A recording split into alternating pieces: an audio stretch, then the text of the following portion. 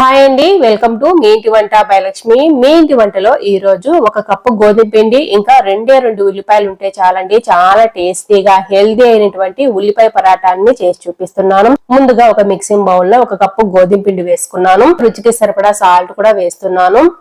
Half tea spoon వరకు oil కూడా వేసుకొని మొత్తం కూడా బాగా కలిసేటట్టు కలిపేస్తున్నాను.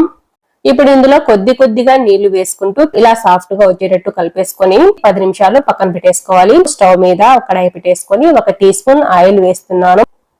1/2 టీ స్పూన్ జీలకర్ర, 2 ఉల్లిపాయలను నిలువుగా కట్ చేసుకొని విడివిడిగా తీసేసి వేస్తున్నాను. ఇప్పుడు ఇందులో రుచికి సరిపడా సాల్ట్ అనేది ఇక్కడే వేస్తున్నాను.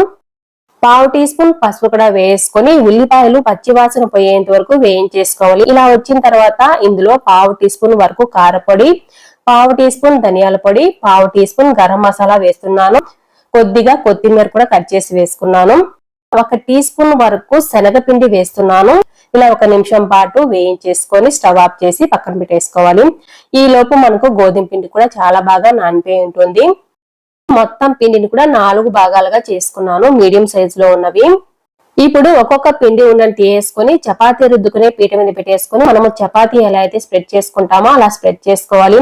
చూసారు కదా, ఇలా స్ప్రెడ్ చేసుకున్న తర్వాత ఇప్పుడు దీనిపైన ముందుగా మనము ఉల్లిపాయ మసాలా రెడీ చేసి పెట్టుకున్నాం కదా, ఆ ఉల్లిపాయ మసాలాని కొద్దిగా వేసుకుంటూ మొత్తం కూడా స్ప్రెడ్ చేసుకోవాలి. ఈ చపాతీ మొత్తానికి కూడా ఇలా పల్చగా స్ప్రెడ్ చేసుకున్న తర్వాత మరొక చపాతీని దీనిపైన వేసుకోవాలి.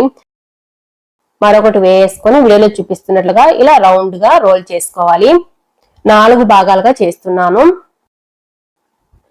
ఇప్పుడు మిగతా వాటిని పక్కన పెట్టేసుకొని ఒక్కొక్క దాన్ని ఇలా తీసేసుకొని చేత్తో ఇలా ముందుగా ఇలా అదిమేసుకోవాలి. కిందికి పైనుంచి కొద్దిగా గోధుమ పిండి కూడా చల్లేసుకొని ఇలా చేసుకున్న తర్వాత పైనుంచి కొద్దిగా కొత్తిమీర చల్లేసుకోవాలి. ఇలా లైట్ గా చేత్తో ప్రెస్ చేసుకొని తర్వాత చపాతీలు రుద్దుకుని కర్రతోనే ఇలా రుద్దేసుకోవాలండి.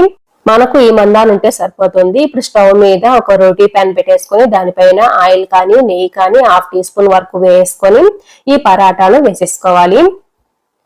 ఇలా వేసుకున్న తర్వాత స్టవ్ ని లో టు మీడియం ఫ్లేమ్ కి అడ్జస్ట్ చేసుకుంటూ 2 వైపులా ఎర్రగా వచ్చేంత వరకు ఈ పరాటాలను కాల్చేసుకోవాలి. ఇలా మరోవైపు తిప్పుకున్న తర్వాత పైనుంచి ఆయిల్ కానీ నెయ్యి కానీ లైట్ గా స్ప్రెడ్ చేసుకోవాలి, ఎక్కువేమీ అవసరం లేదు. ఇలా 2 వైపులా తిప్పుకుంటూ మంచి కలర్ లో ఫ్రై అయ్యేంత వరకు అన్ని పరాటాలను కూడా ప్రిపేర్ చేసుకోవాలి.